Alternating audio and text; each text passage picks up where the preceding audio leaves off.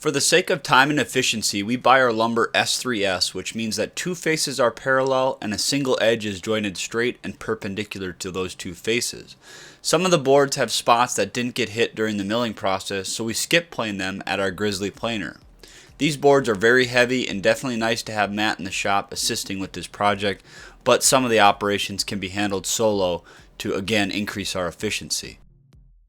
After skip planing, we bring them over to our large 16-inch joiner and freshen up one edge.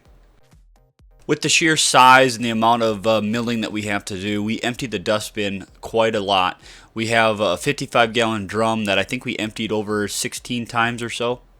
With one edge jointed, Matt and I slowly run them through the table saw to cut them to the correct width. We have good teamwork going in this operations, one for quality of cut, but two of course for safety. Matt starts the cut and lifts the end of the board while I concentrate on keeping it nice and firm against the fence and slowly feed it through the table saw. With them cut to width, we need to square up the ends and remove the snipe that we have at the planer.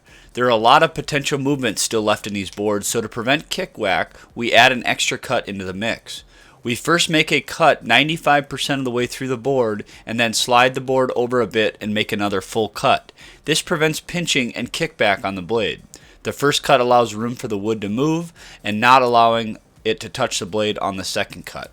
With all the wood milled up, we can now add dominoes and pocket holes. We are using the dominoes on the side grain for alignment and alignment and strength on the end grain joints.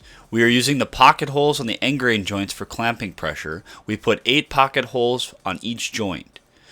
This is another perfect example of how having a second set of competent hands in the shop really speeds up the process. Matt is knocking out the dominoes as I complete the pocket holes. In preparation for the large glue up, we are using 5-inch epoxy to first glue in the dominoes to one side of the mortises.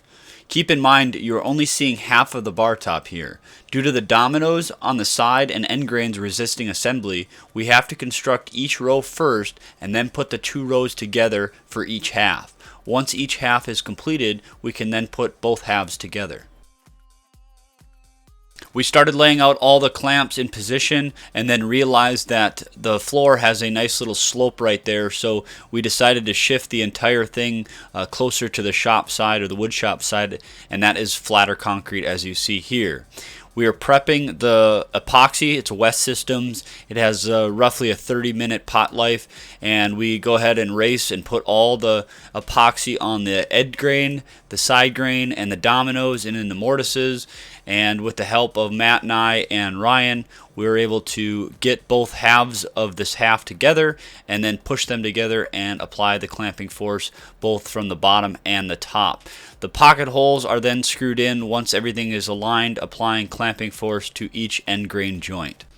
So as you can see here, we repeated that process and completed the other half of the bar top. Now we're applying epoxy to the edge grain, the dominoes, and the mortises, and we fold those very, very heavy halves together. We apply clamping pressure from both the bottom and the top, and we come through with a woodpecker's precision straight edge, and we are checking the flatness of the bar top and adjusting or applying needed clamping pressure to flatten it out.